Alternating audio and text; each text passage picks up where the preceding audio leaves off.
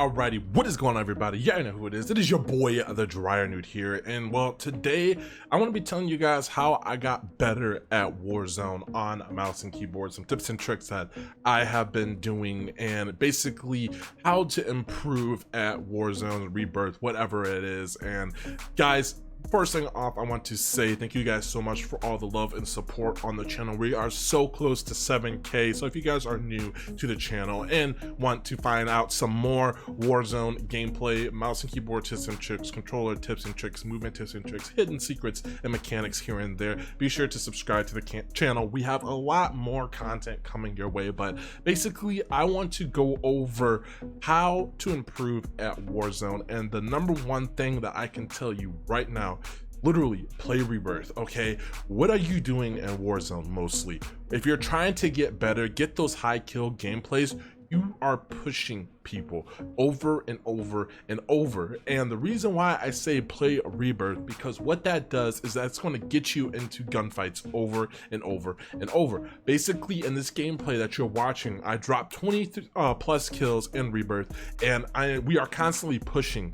I am constantly pushing a team, playing smart. And basically that is how I'm getting better at Warzone, because I struggled going into buildings and clearing out buildings and having those close range gunfights and trying to get better at the game. I would always die to people at close range because I was not used to it, and you only have one life. Now the beauty about Rebirth is if someone is in a building in Rebirth and you die to them, if your teammates are alive, you can respawn, and that is the beauty. Rebirth quads is going on right now, and basically that's going to get you used to pushing and challenging multiple gunfights at multiple different angles. Now here's the thing, when you are playing on mouse and keyboard, you have to play different from controller, and I've struggled to realize that, and it is something that I found out and really helped me elevate my gameplay. So what am I talking about? When you are fighting on a mouse and keyboard against someone with controller, you actually have to play super smart. What do I mean by that? You can't run around and b-hop around corners. You have to take it a little bit slower and a little bit smarter. Okay, so a mechanic in this game, if you are ADSing already, you are going to have less flinch. Okay, depending on the weapon that you're getting shot at or how you're getting shot at, you are going to have less flinch. Now if you are getting shot at and then you ADS onto your like a person, especially on mouse and keyboard, your aim is going, and like the flinch is going to go everywhere, and it's really hard to control. Now another thing that you probably are going to notice in this gameplay, I am singling out targets. Okay, I'm taking the one-on-one gunfight. I am always behind cover. I always have something to fall back on when I am fighting these teams. That is something that you are going to have to take into consideration, and something that I've learned playing with Rebirth that really helped me out and is really going to elevate my Warzone gameplay, and it is really helpful. Another thing about Rebirth is you're constantly getting into the action. Warzone is really like Verdansk, I should say, is really slow, and you get into action here and there, but you might have like a minute or 2 minutes, you know, to regroup and actually get into another gunfight, and you can pretty much control the pacing of it. In Rebirth, you're constantly pushing people, you're constantly beaming kids out of the sky, and that is another thing that I want to talk about, beaming kids out of the sky. It is absolutely fun. Rebirth actually has a mechanic to where if they're in the sky and they're parachuting, they have respawn protection, and it is really annoying sometimes, but the thing is, it actually really helps you stay on target when it comes to beaming kids out the sky, because you have to stay on them longer. And I've learned so much about beaming everybody out the sky, and it is actually really helpful. It's also a really good aim trainer if you guys want to know about that. Now, when it comes to pushing different teams and playing different buildings, that is what Rebirth is really good at, and it is what really helps elevate, or really helped me elevate my gameplay, is getting used to those close corner gunfights. And I know a lot of people are going to say, well, Rebirth, you know, it's not really Warzone. The same principles apply in Rebirth as it does in Verdansk or Warzone. Basically, when you are pushing multiple teams in a building, you know how they're going to play, because people play the same way in Verdansk. And we also got to follow man, subscriber to the channel. Thank you guys so much. Anyway, so basically pushing people in buildings, you are going to learn a lot when it comes to how to push. And guys, these buildings are pretty much all set up the same way. You have a window, usually have a first, second floor, sometimes a third floor, but the building's layout is kind of the same, and it is really going to help elevate your game, because pushing people in buildings, you're doing it over and over, and you're getting good practice in. Every time you die, I want you to make a mental note. Why did I die there? What can I have done better? What movement, you know, should I have challenged? Should I have backed off the gunfight? Now, in Rebirth, you are going to learn how to back off gunfights. You do not have to push a team all the time. You do not have to, say you're getting shot at. You do not have to forcibly like engage that team. You could back off the gunfight, leave them, regroup, and fight on your own terms. That is one thing that really helped me get better at Rebirth / Verdansk, is fighting at my own pace. You control the gunfight, and that is what a lot of good players do. If you notice, they control the gunfight, and if they don't have control over the gunfight, they back off. Okay, they back off, and it is really what differentiates between a good player and a bad player.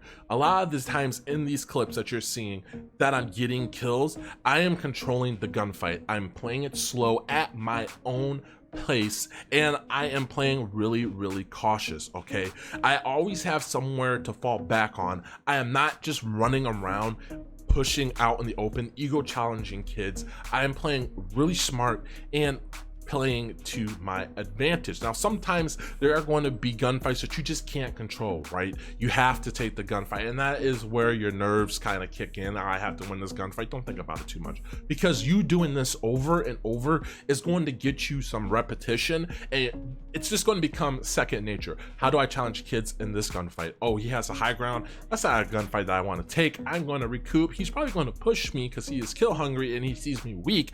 I am going to heal up and attack from a different angle. This is what a lot of good Warzone top tier players do. You want to get those high kill gameplays, you want to get those insane, you know, clips wiping out teams. A lot of the time you are controlling the gunfight. You are being the person that has full control. I'm gonna say this over and over again, but until you guys get it installed in your thick skulls, pretty much that is what you have to do.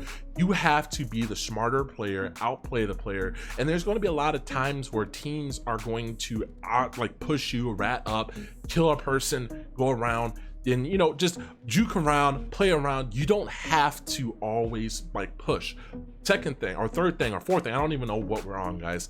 Pretty much having the high ground is always going to be in your advantage. Okay, very rarely do you want to drop down and take the low ground approach.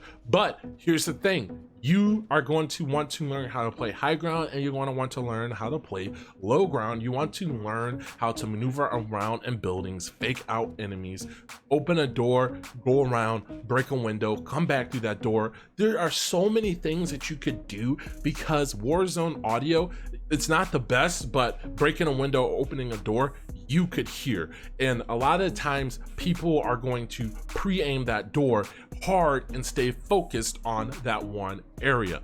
You can go around and basically flank and do so much different maneuvers that it's going to completely throw your enemy off. Don't be thinking all the time, I gotta get this kill, I gotta challenge this gunfight, I gotta win this. No, think about how, okay, he's going to be pre-aiming here. Think about what your enemy is going to be thinking about. He's going to be pre-aiming this door that I just opened up. I'm going to break a window up. Now he thinks I'm coming around. I'm going to circle back and actually get the kill, because he doesn't know where I'm at. Also, having a good headset and a good audio system is going to help you out immensely. So basically, I was having really bad audio issues. I had my Astro Mix Amp, and the Astro Mix Amp is perfect for consoles. Like, the audio quality on it is really good, but when it comes to PC, it is not the best. So I actually ended up getting a Go XLR Mini. I also have a dual PC setup, so it made more sense, and I saved up for the Go XLR Mini, and this thing audio is amazing. I could hear everything. I could hear somebody breathing on me, man. It is absolutely insane. Eventually I'm going to get a new headset and use my Astros primarily for console, but pretty much you want to get a good audio system if you're playing on PC, and that is going to help you out immensely because you're going to be able to hear everything, and it's going to help you out a lot. So basically what I want you guys to take away from this video: 1, be the smarter player. 2, play on a sensitivity that is comfortable for you. Don't copy your favorite Warzone streamer sensitivity. It's a good baseline, but you got to get used to the sensitivity yourself and pretty much push people, guys. If you're playing Rebirth, push. You're going to get revived if your teammate's alive. You're not going to win every single gunfight, but think of it as a mindset of, I'm going to practice pushing different teams, and then when you go into Warzone, then you could practice pushing different teams. Grab a helicopter, drive a vehicle, and just push people, and do it smart though. Don't always just blindly rush into a gunfight. When I say push people, I say push them and you control the gunfight. That is a big thing, and it's going to help you guys a lot more. Now when it comes to controller, I want to have a controller video coming out because basically the movement is a little bit different. On mouse and keyboard, you are controlling the gunfight, you're ADSing, you're holding the angle, you're kind of playing a little bit slower because every shot on mouse and keyboard counts. You don't have aim assist to help you out, and you're going up against primarily a lot of people on the controller and aim assist. Your reaction time is going to be a little bit better, or usually better than someone that is on controller. So use that to your advantage. Use your high FPS, high frame rate to your advantage. You could like control corners really easily. Listen and just play for fun. This is the tips and tricks that I have for you guys. Comment down in the comment section below if you are doing this. I hope you guys enjoy the little background video that we have going. We dropped 21 kills, man. As always, guys, remember to stay blessed and stay humble, and I will catch you at another Warzone tips and tricks video, breaking down another gameplay that I'm going to be getting in Warzone and basically how I approach gunfights. As always, guys, stay blessed, stay humble, and I'll catch you in a future video. Peace.